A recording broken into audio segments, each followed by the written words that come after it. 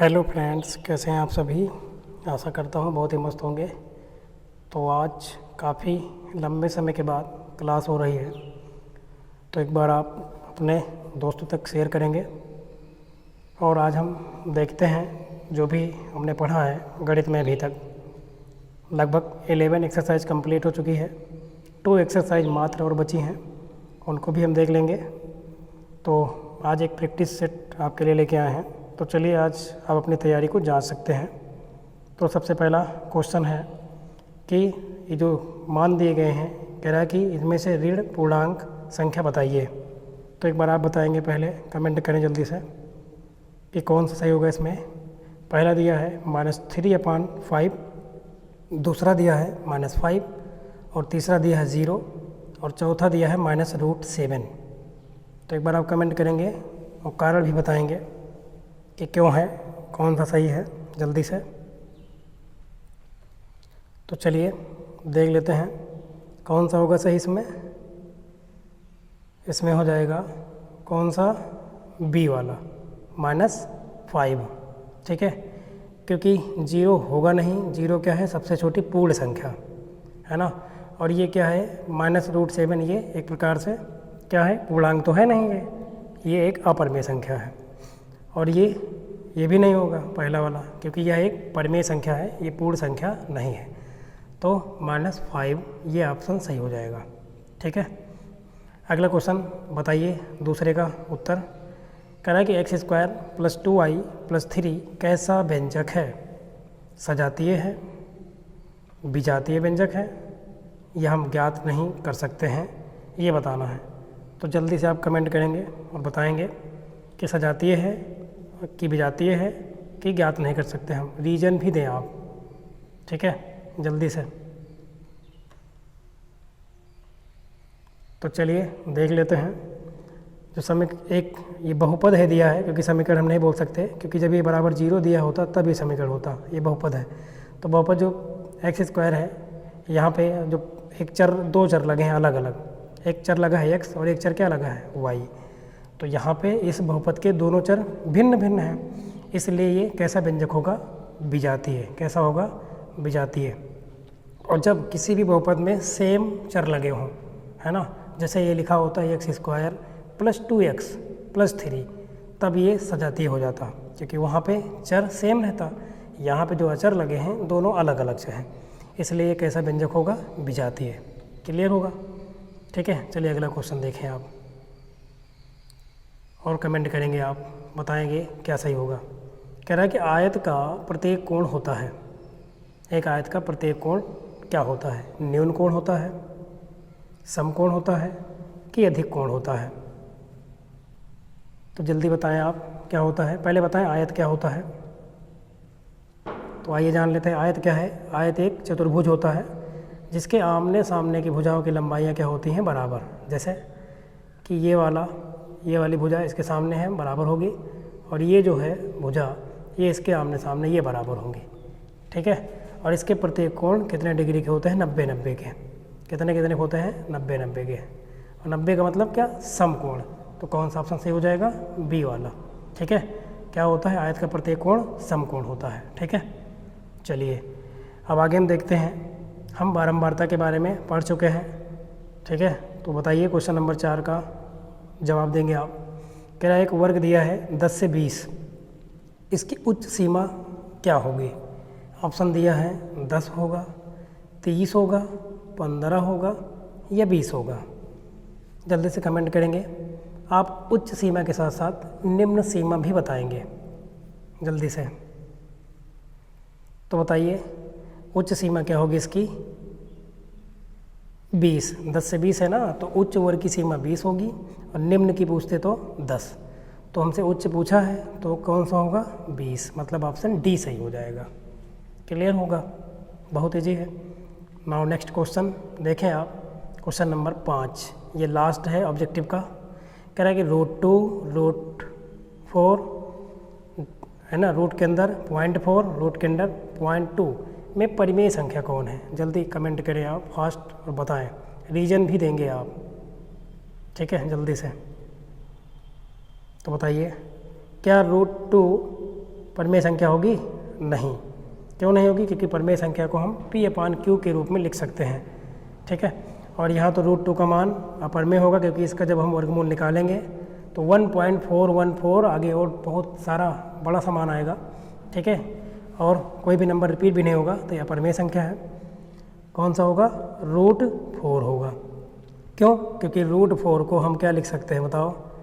Root के अंदर 2 गुणे 2, 2 2 जा 4, और इसका जोड़ा बन गया, तो इसमें इसका बाहर निकल के आएगा कितना? 2, ठीक है। तो हो जाएगा 2, ठीक है। तो कौन सा होगा? ऑप्शन सही होगा √4। यह क्या होगा? एक परिमेय संख्या। अब देखो 2 आया है, और 2 को हम क्या लिख सकते हैं? 2/1 लिख सकते हैं, बिल्कुल P/Q के रूप में लिख गया। और Q का मान 0 भी नहीं है यहाँ पे, मतलब हर का मान 0 नहीं होना चाहिए, नहीं है यहाँ पे। तो यही फॉलो कर रहा है नियम को पूरा। अब देखो पॉइंट के अंदर जो रूट के अंदर पॉइंट 4 ये क्यों नहीं होगा? क्योंकि जब पॉइंट हटाएंगे तो वो क्या आएगा? 4/10 हो जाएगा। 2 2 जा 4, 2 5 जा 10, रूट के अंदर 2/5 आएगा, जो कि अपरिमेय होगा। कारण पता हो गया होगा आपको। चलिए अगला क्वेश्चन देखो। अब जो है बहुत अच्छे क्वेश्चन हैं, बहुत इजी भी हैं और अच्छे, बहुत टफ भी नहीं है, मॉडरेट है, इजी है, बस बहुत टफ क्वेश्चन नहीं है। तो चलिए लगाएंगे आप पहला सवाल। क्या दिया है? एक इक्वेशन दी गई है, समीकरण 2.8x = 5.4 प्लस में x। कह रहा है इसको सॉल्व करें आप। अब सॉल्व करने का मतलब क्या होता है? जो चर लगा है इसमें उसी का मान बताना है। तो पहले आप बताएंगे, जल्दी से जवाब देंगे, उसके बाद हम लगाते हैं। जल्दी से आप लगाएंगे एक बार। चलिए हम देख लेते हैं, नया पेज लेते हैं। क्या था क्वेश्चन? 2.8x ये दिया है ना, देख ले एक बार। 2 पॉइंट क्या दिया है? 8x = 5.4 plus x। क्या दिया है? 5.4 प्लस x इक्वल टू दिया है 5.4 और प्लस में x। कह रहा है इसको सॉल्व करें, हल करें। तो चर को एक तरफ ले आओ आप। 2.8x इसमें चर लगा है, माइनस ये x इधर आएगा तो -x हो जाएगा, इक्वल टू कितना? 5.4। 2.8x में से एक x घटा दो तो बताओ कितना आएगा? 2 में से 1 जाएगा 1, तो 1 पॉइंट कितना बचेगा? 8x बचेगा, इक्वल टू कितना? 5.4। तो हमें तो x का मान चाहिए, तो x इक्वल टू कितना आएगा? 5.4। ये 1.8 इधर गुणे में है, उधर किस में होगा? डिवाइड में, भाग में। ये हो गया, यहाँ एक अंक पे सम लो, एक अंक पे यहाँ कट जाएगा, तो ये बन गया कितना? 54 में कितना? 18। कितनी बार जाएगा? 3 टाइम्स जाएगा, 54 आ जाएगा। तो आंसर कितना आ जाएगा? 3। कितना आएगा? 3। समझ में आ गया होगा। चलिए अगला क्वेश्चन देखते हैं, क्वेश्चन नंबर 7। चलें सॉल्व करें आप। 7 में क्या दिया है? कह रहा है कि यदि किसी समबाहु त्रिभुज का क्षेत्रफल 400√3 वर्ग सेमी मतलब सेंटीमीटर है, तो कह रहा है उस त्रिभुज का परिमाप क्या होगा? ठीक है, एक त्रिभुज है कैसा? समबाहु। तो चलिए बनाते हैं। एक समबाहु त्रिभुज किसे कहते हैं बताएं आप? समबाहु त्रिभुज वह त्रिभुज है जिसकी तीनों भुजा की लंबाइयाँ बराबर होती हैं। तो एक त्रिभुज मान लेते हैं ABC, ये समबाहु है, इसकी तीनों भुजाओं की लंबाइयाँ बराबर हैं। क्वेश्चन में क्या दिया है?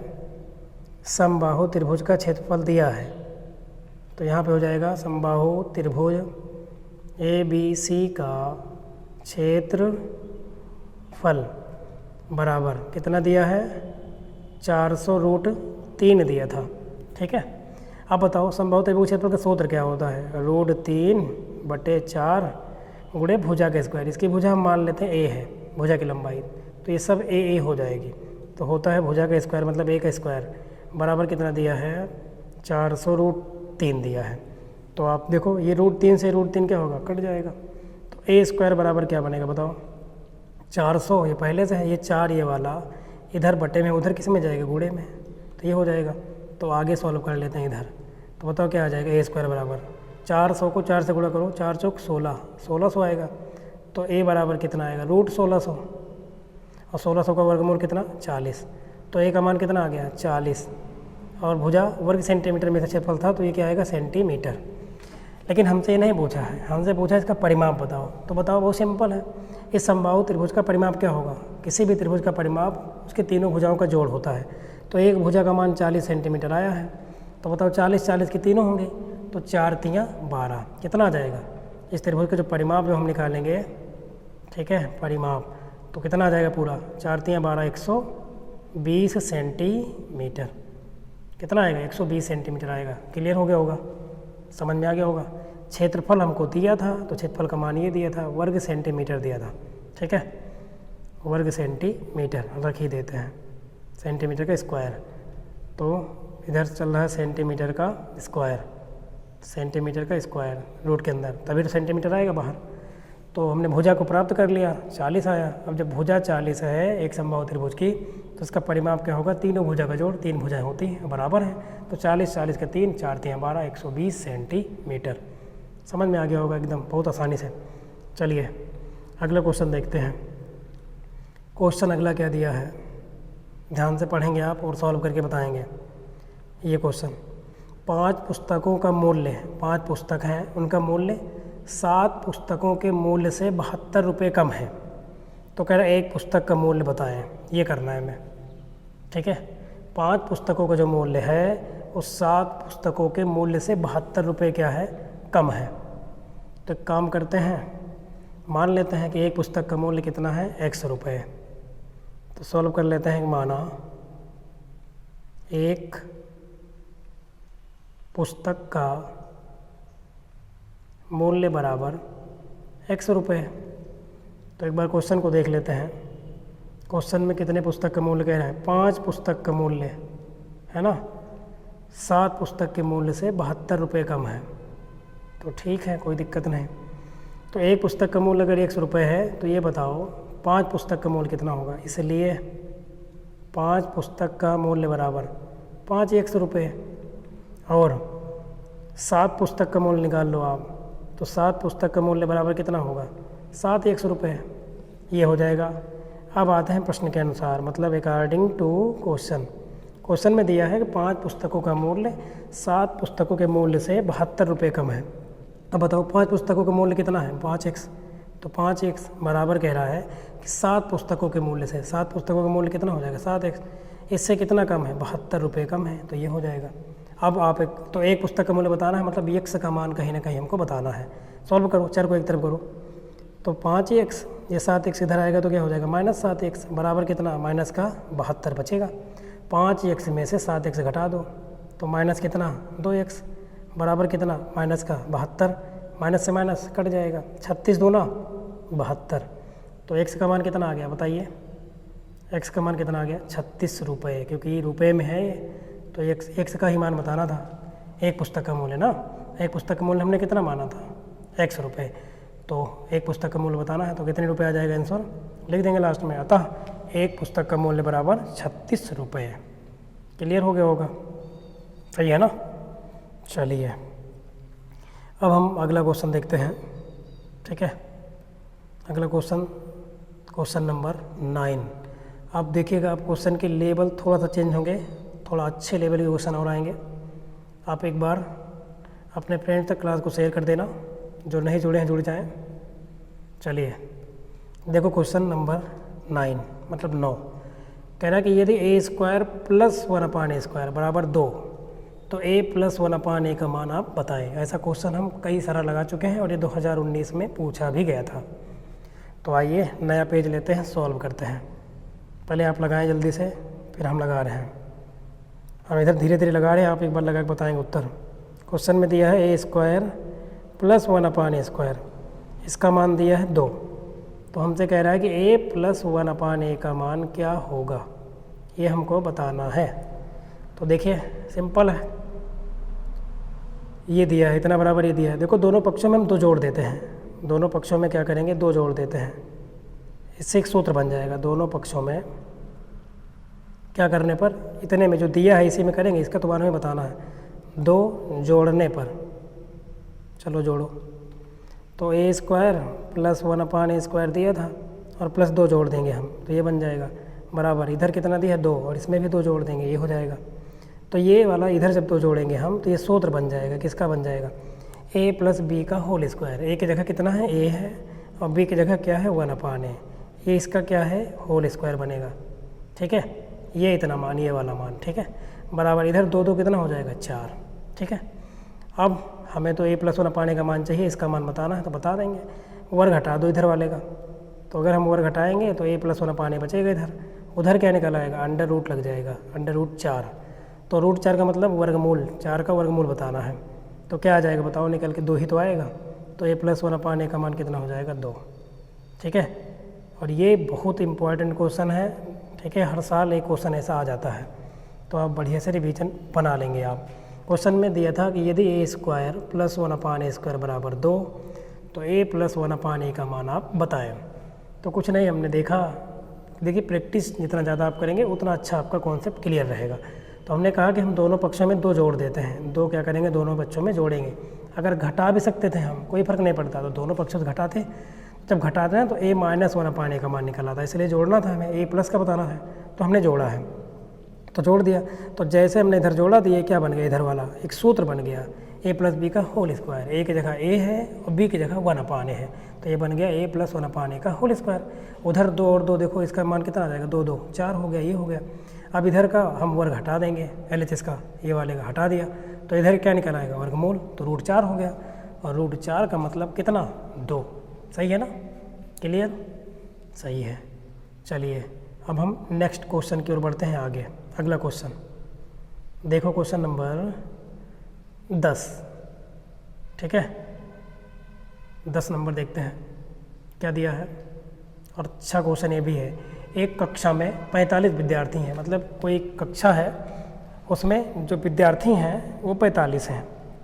आगे यदि छात्रों की संख्या, मतलब जो बॉयज़ हैं, है ना, बॉयज़ स्टूडेंट जो हैं उनकी जो संख्या है वो छात्राओं की कितना है, 2/3 है। तो कह रहा है कि छात्राओं की संख्या ज्ञात करें। तो छात्रों की संख्या छात्राओं की संख्या की 2/3 है ना। तो सही है, मान लेते हैं छात्राओं की संख्या कितनी है, x है। नया पेज लेते हैं। कुल विद्यार्थी क्लास में कितने हैं, 45, तो कोई दिक्कत नहीं।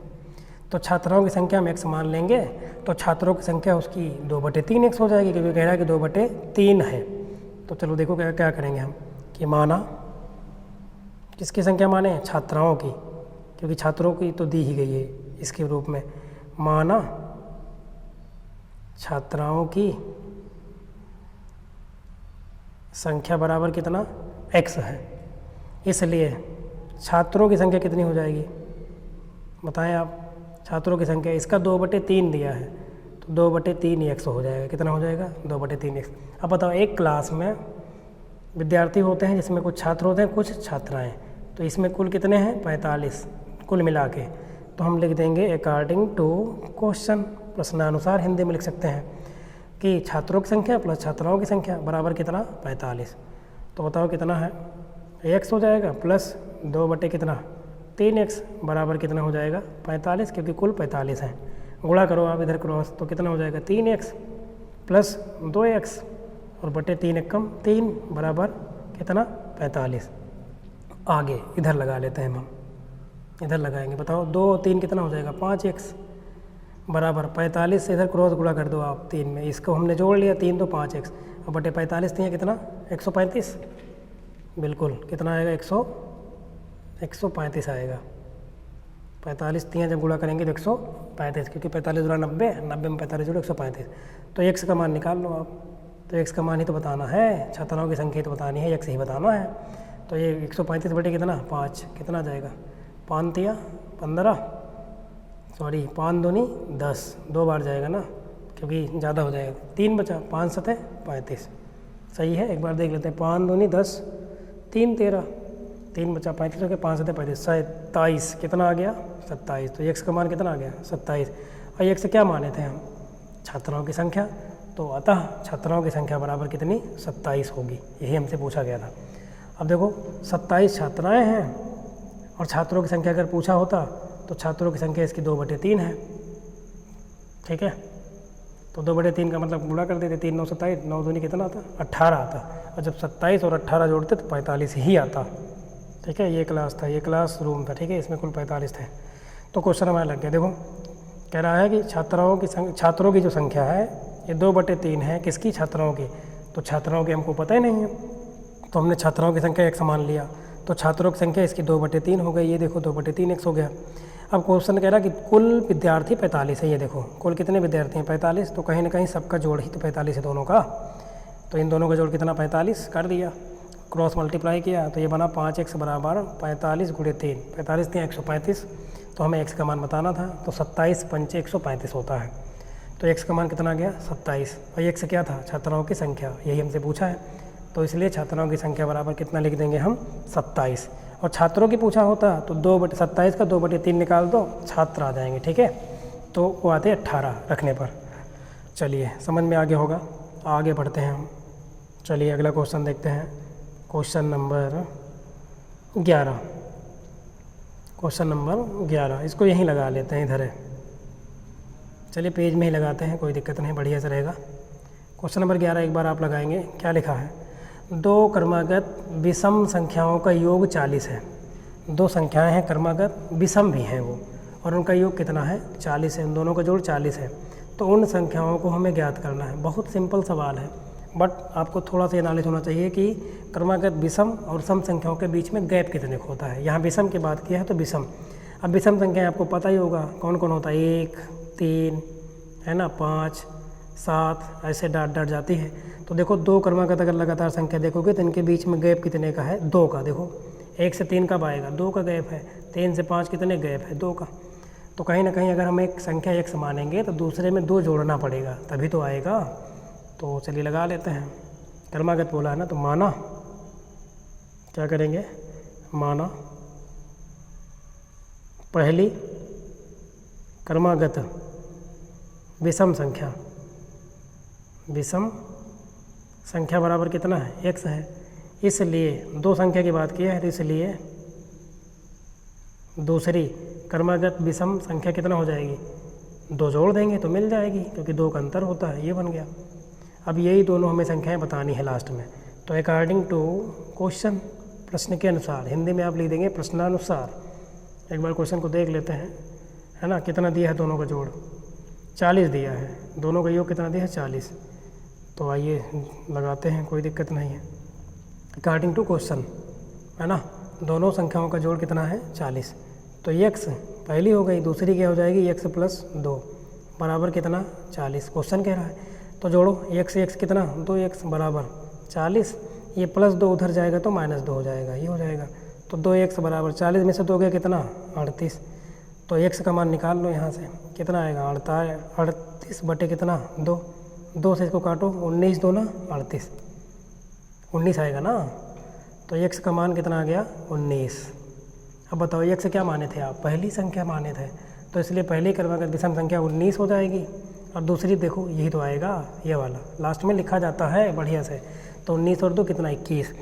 तो वे संख्याएँ क्या क्या हो जाएंगी? 19 और कितना? 21। ये दोनों क्रमागत विषम संख्याएँ होंगी जिनका जोड़ 40 होगा। आप देख सकते हैं 19 में 21 जोड़ो 40 ही आएगा, तो आ भी रहा है, तो लास्ट में लिख देंगे। अतः वे दोनों क्रमागत विषम संख्याएँ क्रमशः 19 और 19 + 2 21 होंगी। यहाँ लिख देंगे आप, हो जाएगा क्लियर। समझ में आ गया होगा। बहुत अच्छा क्वेश्चन है। ऐसे सम के लिए भी पूछ सकता है कभी कभी, सम के लिए, है ना। ये विषम में पूछा था, सम के लिए भी पूछता है। चलें अगला क्वेश्चन देखते हैं। अगला क्वेश्चन देखो क्या दिया है, क्वेश्चन नंबर 12। एक बार आप पढ़ेंगे क्या लिखा, देखें ध्यान से। त्रिभुज ABC में, कोई त्रिभुज है ABC जिसमें एंगल ABC मतलब बी कोण सम कोण है। ABC का मतलब बीच वाला कोण जो है यही कोण होता है। बी सम कोण है मतलब बी 90 है, और AB बराबर 7 है, BC बराबर 24 है। तो CA की लंबाई बताना है। आपको हम राइट एंगल ट्रायंगल पढ़ा चुके हैं, तो ये वही की बात कर रहा है। सम कोण है ना त्रिभुज, तो बनाओ एक त्रिभुज। ये बनाया हमने एक त्रिभुज, ठीक है, जिसमें कह रहा है कि एंगल ABC सम कोण है। ABC क्या है? सम कोण। तो कोण किसे कहते हैं? ऐसा जब लिखा हो तो यही तो कोण माना जाता है B। तो ये सम कोण है मतलब ये 90 है, तो ये वाला B क्लियर है। इसको हम मान लेते हैं A, इसको क्या मान लेते हैं C। और भी क्वेश्चन में दिया है, भुजाओं की लंबाइयाँ भी दी गई हैं। एक बार ध्यान से देखें, देखो AB का मान 7 दिया है, BC 24 दिया है ना। BC कितना है? 24। तो BC का मान 24 है। तो ये कितना दिया है, BC का मान 24 सेंटीमीटर दिया है और AB का मान दिया है 5। AB का मान कितना दिया है एक बार देख लें भैया। AB का मान 7 दिया है, 7 कितना दिया है 7। तो ये दिया है 7 सेंटीमीटर। चित्र में लग रहा होगा कि ये छोटा है, लेकिन इससे कोई मतलब नहीं, हमें समझना है बस। तो अब बताओ ये कौन त्रिभुज बन गया ये वाला। देखो एक त्रिभुज में एक कोण 90 है, तो ये समकोण त्रिभुज बन गया। और समकोण त्रिभुज में जो सामने वाली भुजा होती है क्या होती है, कर्ण। और यही AC बताना भी है हमें। कुल मिला के हमें कर्ण का मान बताना है। क्या लगेगी इस त्रिभुज में, पाइथागोरस की प्रमेय। तो हम लिख देंगे कि त्रिभुज ABC में है ना, क्या लगाएंगे बताओ, पाइथागोरस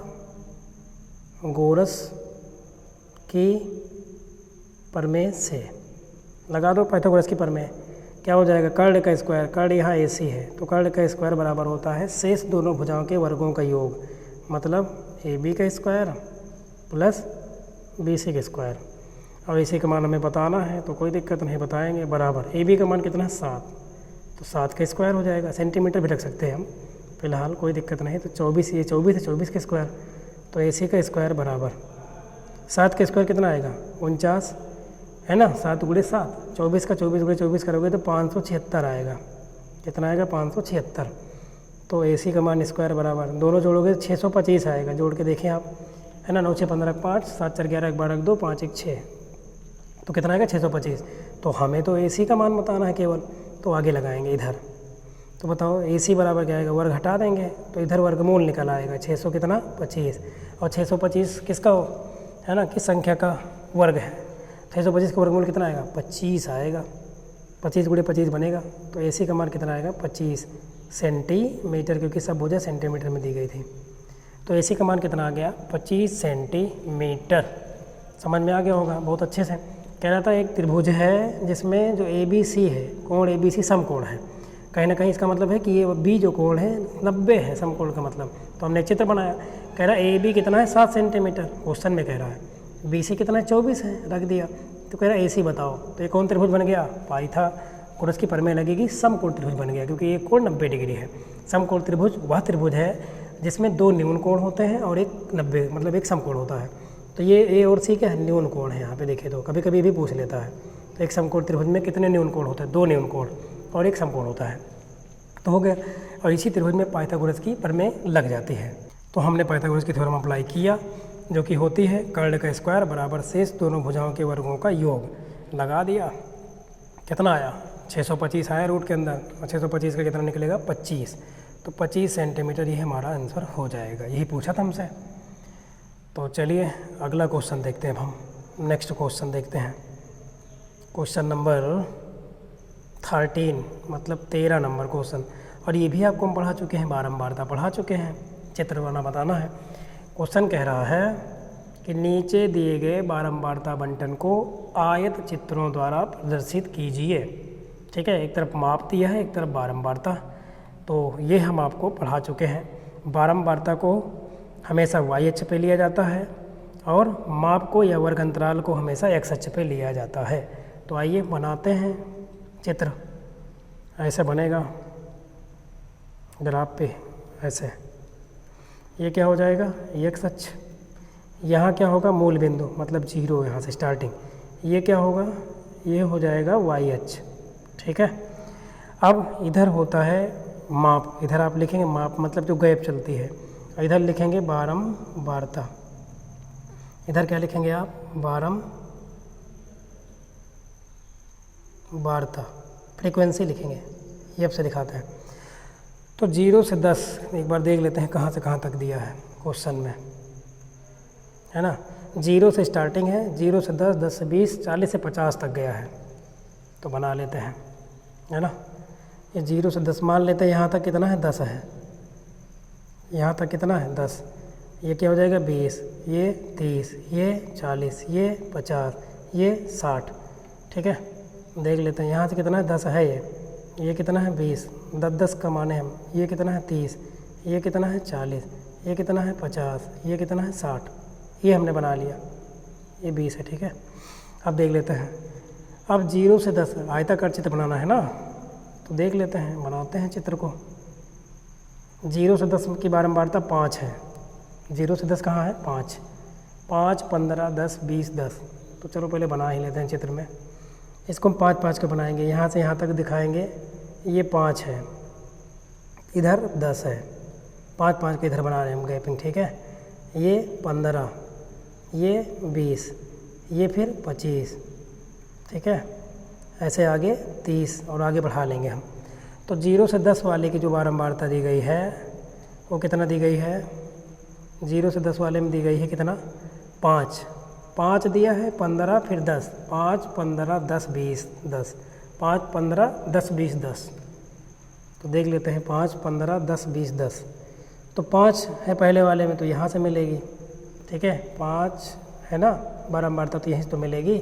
तो एक ये बन जाएगा, 5, 15 फिर, तो 10 से 20 वाले में 15, मतलब 10 से 20 ये वाला इधर से बढ़ाएंगे और यहाँ से 15 को बढ़ाएंगे।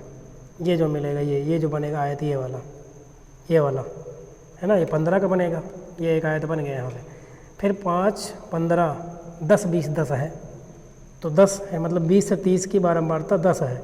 10 ये वाला पॉइंट है, इसको जब आगे बढ़ाएंगे तो यहाँ से आएगा मिलके, तो एक आयत यहाँ बन जाएगा ये वाला, है ना। 5 हो गया, 15 हो गया, 10 हो गया, फिर 20, 10 चाहिए 20 का। तो 20 कहाँ है? यहाँ पर है, तो ये पॉइंट आगे लाएंगे, मतलब यहाँ कहीं आएगा जब बढ़ाएंगे तो हम ऐसे बनेगा। यहाँ पे 20 आ जाएगा और यहाँ से 30 से 40 की बारंबारता कितनी है? 20 है। ये कितनी थी? 5। ये कितनी है? 15, है ना। ये कितने की है? 5, 15, 10 की, मतलब 20 से 30 का बारंबारता 10 है। ये कितना है? 20 है। 30 से 40 के बीच की कितना है? 20। अभी एक बार आपको दिखाएंगे हम और चित्र में। 5, 15, 10, 20, 10 है, हमने याद कर लिया है। तो 10 है, तो 10 ये वाला पॉइंट होगा। इसको जब आगे मिलाएंगे तो यहीं से बनेगा, कहीं से ये वाला, ये बनेगा एक आयत, ये वाला बनेगा आयत। तो ये बन गया। ये कितने का है? 10 का। इसका मतलब क्या है? 0 से 10 जो माप है उसकी बारंबारता कितनी है? 5। तो ये बन गया, देखो यहाँ से 5 को मिला दिया हमने, क्लियर। ये देखो ये वाला एक आयत बन गया, ये वाला, ये, ठीक। फिर 10 से 20 की जो माप है उसकी जो बारंबारता है 15 है। तो ये इतना जब देखोगे आप, देखो यहाँ 15 था पॉइंट, इसको हमने आगे बढ़ाया तो ये बन गया ये वाला, ठीक है। 10 से 20 की कितना है? 15। फिर 20 से 30 की जो दी गई है वो कितना है? 10 है। तो ये इसको 10 से मिलाएंगे, यहाँ 10 है, 10 ये बना देंगे, देखा है तो ये बन जाएगा, ठीक है। फिर 30 से 40 जो क्वेश्चन में दिया है वो उसकी बारंबारता 20 है, तो ये 20 तक बढ़ा लेंगे, ये वाला बन जाएगा। सही है ना। और ये एग्ज़ाम में फिक्स है कि आएगा, ठीक है। कभी कभी टैली चिन्ह भी देता है, तो वो भी पढ़ा दिए हैं हम आपको। अगर आपने क्लास नहीं देखा तो आप देख लेना, एक्सरसाइज 11 पढ़ाए हैं पूरा कंप्लीट, और उस पर सवाल भी करवाए थे। तो ये हो गया, ठीक है। 40 से 85 तक था, तो उसकी बारंबारता 10 थी। तो ये आपका फाइनली चित्र बन गया, आप सब बना सकते हैं, ठीक है ना। समझ में आ गया होगा बिल्कुल अच्छे से। तो आगे बढ़ते हैं हम। ये क्वेश्चन नंबर 13 था। अब क्वेश्चन नंबर 14 की तरफ हम बढ़ते हैं। अब देखते हैं क्या दिया है, जूम करते हैं, एक बार क्वेश्चन को पढ़ते हैं। क्वेश्चन देखो क्या दिया है, 14 नंबर पढ़ें।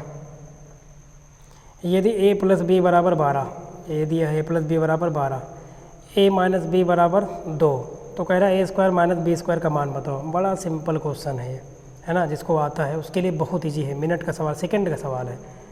a + b = 12 दिया है। क्या दिया है? a + b = 12। एक चीज़ ये दिया है, a - b = शायद 2 दिया है। देख लें एक बार फिर से, वैसे शायद 2 ही दिया है ना। क्या दिया है? a - b = 2, सही है। तो a² - b² का मान पूछा हमसे, ठीक है। क्या पूछा है? a² - b²। हमसे पूछा है a² - b² का मान आप बताएं।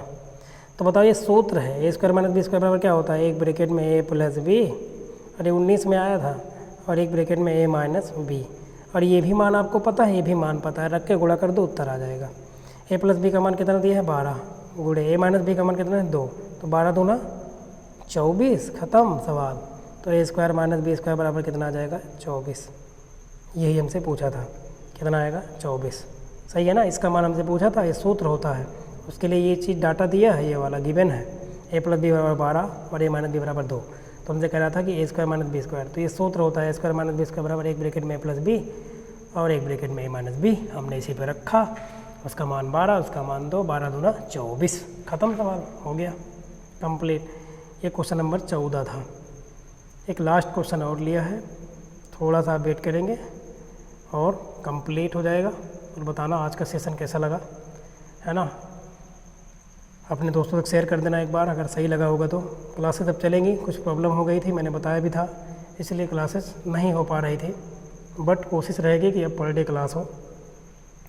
तो देखिएगा क्वेश्चन नंबर 15 मतलब 15 क्या दिया है, गुणनखंड करना है। x to the power 4 into y minus y to the power 4 into x, ये दिया है। इसका हमें करना है गुणनखंड। ये 15 में आया है क्वेश्चन, ये वाला देखो, ये वाला 19 में आया था, ये 15 में आया था। तो चलिए लेते हैं पेज, बहुत सिंपल है। क्वेश्चन नंबर 15 को सॉल्व करते हैं। x की पावर 4 इंटू वाई दिया है माइनस y की पावर 4 इंटू एक्स दिया है। इसका हमें करना है गुणनखंड। करो गुणनखंड, बहुत सिंपल है, छोटा छोटा तोड़ना है इसको। क्या कॉमन दिख रहा है दोनों पद में, इतने में और इतने में, देखो ध्यान से। तो ये एक्स वाई कॉमन है, एक्स वाई कॉमन है, तो बताओ यहाँ क्या बचेगा इस वाले इतने में, यहाँ बच जाएगा एक्स क्यूब, क्योंकि वाई एक के बार था बाहर निकल गया, माइनस यहाँ पे क्या है एक्स वाई निकल गया है तो वाई तो बचेगा क्यूब में, और एक्स एक बार था निकल गया। और छोटा कर सकते हैं, बिल्कुल कर सकते हैं, अब ये तो बाहर है, इससे छोटा ही नहीं होगा। ये ध्यान से देखो, ये क्या है, x cube minus y cube, सूत्र है a cube minus b cube का। क्या होता है, एक ब्रैकेट में ए माइनस बी मतलब एक्स माइनस वाई, और दूसरे में क्या होगा, ए स्क्वायर होता है प्लस ए बी होता है। ए की जगह एक्स है और बी की जगह क्या है वाई, ए बी, और प्लस होता है बी स्क्वायर, बी की जगह वाई है मतलब वाई का क्या है स्क्वायर। यही क्या हो जाएगा आपका आंसर, ठीक है। तो ये क्वेश्चन था, हमसे कह रहा था, ये क्वेश्चन है 15 नंबर, ठीक है, 15 नंबर है कि x की power 4 into y minus y की पावर 4 इंटू एक्स का क्या करें आप गुणनखंड कीजिए।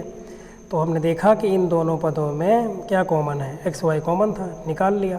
तो यहाँ क्या बच गया, x cube minus y cube बच गया यहाँ पे। अब ये देखो एक्स वाई तो ऐसे बाहर है, अब इधर देखो ध्यान से, तो ये सूत्र है a cube minus b cube का। क्या होता है इसका सूत्र, एक ब्रैकेट में ए माइनस बी, दूसरे में A square plus A B plus B square. तो ए की जगह एक्स है तो रख दिया X, A minus B, B की जगह वाई है। दूसरे में होता है सब प्लस में, ए स्क्वायर मतलब एक्स का स्क्वायर प्लस ए बी होता है, तो ए की जगह एक्स है, बी की जगह वाई, तो एक्स वाई हो गया। और प्लस बी स्क्वायर होता है तो बी की जगह वाई है तो वाई का स्क्वायर हो गया। और यही हमारा क्या हो गया इसका आंसर। समझ में आ गया होगा, है ना, बिल्कुल। तो आपके लिए थोड़ा सा होमवर्क है, होमवर्क ये है, होमवर्क क्या है अभी आपको बताना है, ठीक है। होमवर्क कुछ नहीं है, अभी आपको लगाना है, आपको ये बताना है, आप हमें बताएंगे कि सर्वसमीका किसे कहते हैं। जल्दी से बताएंगे, सर्वसमीका और समीकरण में अंतर बताएं आप। समीकरण में अंतर आप राइट करें और बताइए क्या होता है दोनों में अंतर। सर्वसमीका और समीकरण में अंतर बताएं आप जल्दी से, ठीक है। और एक क्वेश्चन और बताएंगे, इसकी बारंबारता आपको बतानी है। हम क्वेश्चन लिख रहे हैं, बहुलक बताना है, बहुलक, ठीक है। क्या बताना है, बहुलक, आपको बताना है बहुलक, ठीक है। क्वेश्चन दे, क्वेश्चन है 1 2 3 5 3 4 3 10 3, ये संख्याएं दी गई हैं नंबर्स, इसके बहुलक बताना है इतने का, इसका बहुलक क्या होगा, इसका आपको बताना है बहुलक। जल्दी से आप जवाब देंगे कमेंट बॉक्स में फटाफट, बहुत तेज़ी से, ठीक है। बहुलक बताना है। कुछ सूत्र पे चर्चा कर लेते हैं आज हम, घन घनाभ, क्योंकि है तो नहीं सिलेबस में, है ना, लेकिन एक बार आप देख लो, क्योंकि कभी कभी एग्ज़ाम में हमने देखा है, प्रीवियस ईयर पेपर में आया हुआ है, तो थोड़ा सा देख लेते हैं घन और घनाभ के बारे में, ठीक है। देखते हैं घन और घनाभ के बारे में, कुछ फार्मूले हैं उनको पढ़ लेते हैं आज हम।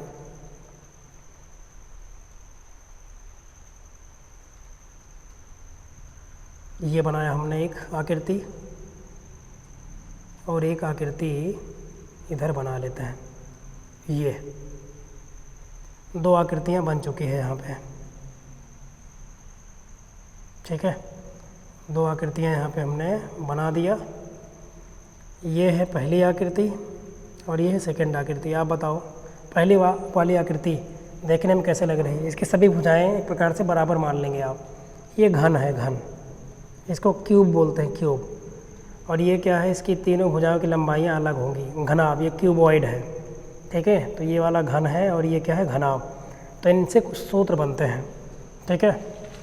ये जो घन होता है, घन 3D आकृति है, मतलब लंबाई, चौड़ाई और ऊंचाई होती है, या मोटाई बोल सकते हैं। और घनाभ भी एक 3D आकृति है, 3 डायमेंशनल है, लंबाई, चौड़ाई और ऊंचाई, ठीक है। तो इसके कुछ सूत्र होते हैं घन के और घनाभ के।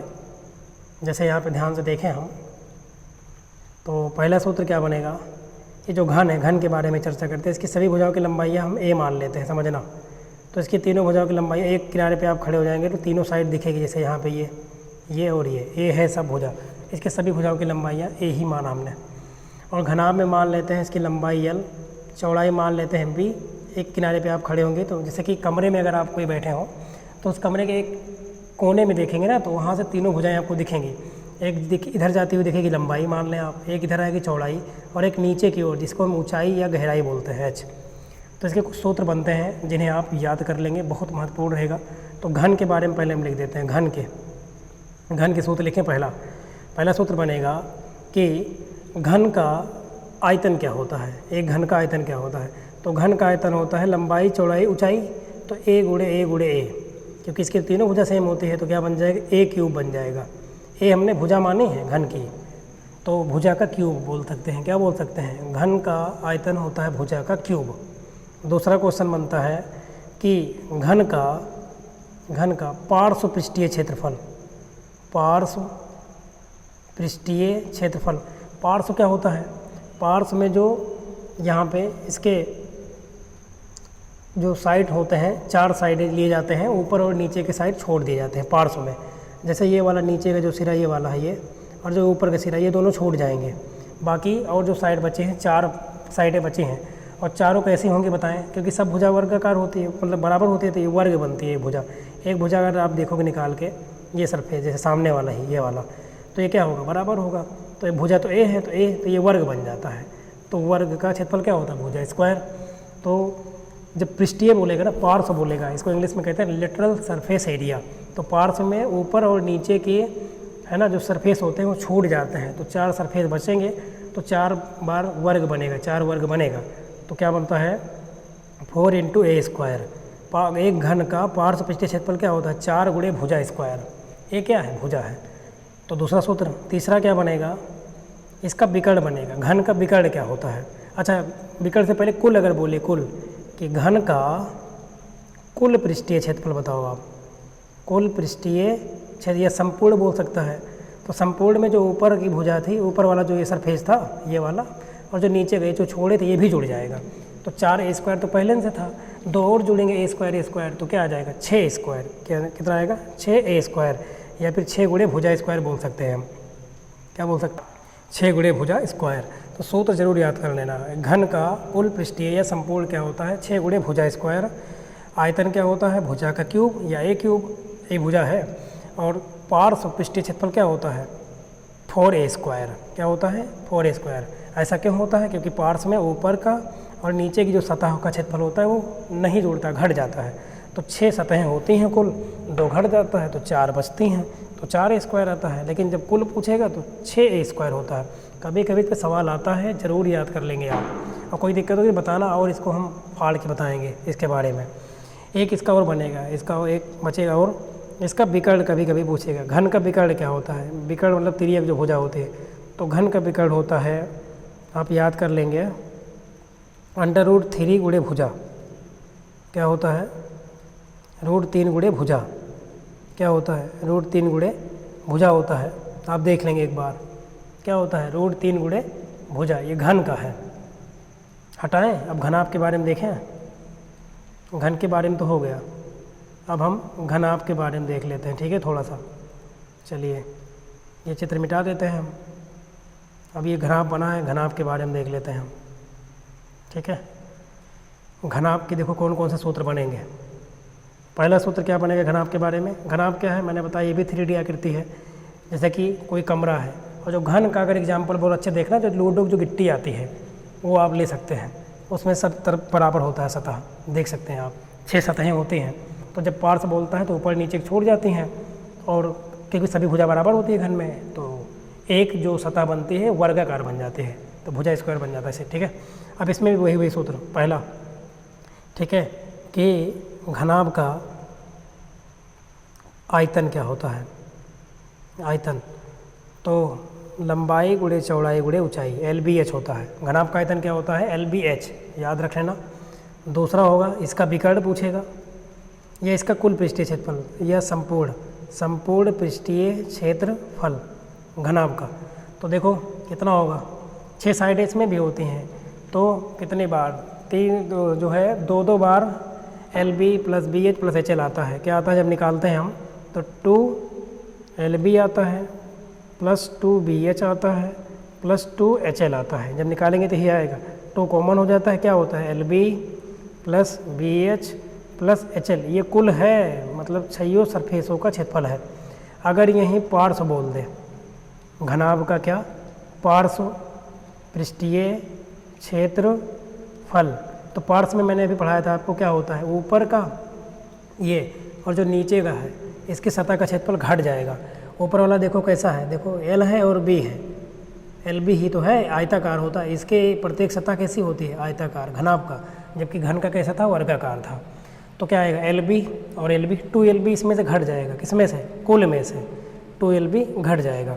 ठीक है, तो आप घटा देंगे तो जो आएगा सूत्र बना लेंगे। तो क्या होता है यहाँ पे, अगर देखेंगे तो होता है 2, है ना, निकाल लें क्या इसको, चलिए निकाल ही लेते हैं, एक काम करते हैं घटा लेते हैं, बातें ख़त्म, है ना। इसमें से कितना घटा देंगे, पार्श्व निकालने के लिए, जब इसको हम निकाल रहे होंगे तो 2LB घट जाएगा, LB 2LB घट जाएगा, तो जो गुणा करेंगे तो 2LB से 2LB कट जाएगा, क्या बचेगा हमारे पास, 2BH + 2HL बचेगा। तो क्या कॉमन होगा इसमें, 2 ये होता है L + B,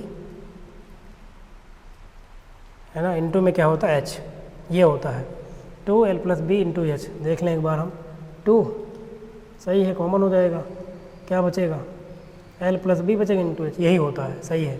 तो घनाभ का पार्श्व पृष्ठीय क्षेत्रफल क्या होता है, 2 ब्रैकेट में L + B इंटू में H होता है। ठीक है, ठीक है, यही होता है।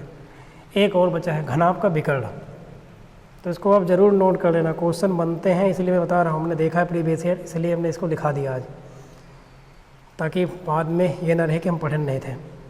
तो घनाभ का विकर्ण एक बनेगा, लास्ट चौथा सूत्र, घनाभ का विकर्ण क्या होता है, अंडर रूट के अंदर होता है L² + B² + H², ये आप याद रख लेना। इस ये अंडर रूट के अंदर L² + B² + H² होता है। ठीक है, इसका यूज़ कहाँ होता है, जैसे आपके पापा आपसे बोलें कि एक कमरे में हम बड़े से बड़े लंबाई का कोई, है ना, छड़ी रखना चाह रहे हैं, तो उस समय आप क्या लगाएंगे, कमरा घनाभाकार होगा, उस समय आपको यही निकालना पड़ेगा, कमरे की लंबाई चौड़ाई और ऊंचाई दिया रहेगा। तो बस करते हैं आज की क्लास, ठीक है, यहीं तक रखते हैं। तो कमेंट करके आप बताना क्लास कैसी रही। ठीक है, और इन सूत्रों को आप क्या करना, एक बार रिवाइज कर लेना, और 15 क्वेश्चन हमने रिवीजन में लिया था, जो कि आप पहले ही पढ़ चुके थे। ठीक है, तो चलिए देखते हैं, आज के लिए इतना ही रखते हैं। वीडियो देखने के लिए आप सभी का बहुत बहुत धन्यवाद।